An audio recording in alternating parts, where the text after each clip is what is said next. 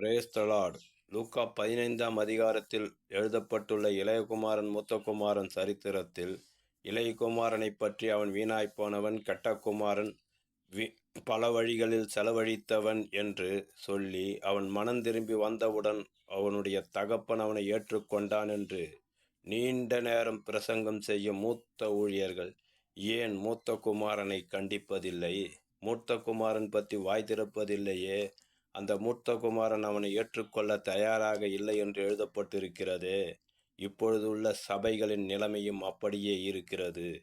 வறுமையில் உள்ளவர்கள், எளியோர், தங்களை தாங்களே கீழ்ஜாதி என்று சொல்லிக் கொண்டிருக்கிறவர்கள் மனம் திரும்பி இயேசு கிறிஸ்துவை ஏற்றுக்கொண்டு உள்ளே வந்தால், இந்த மூத்த குமாரர்கள், சபையின் போதகர் உள்பட அநேகர் அவர்களை ஏற்றுக்கொள்வதில்லையே.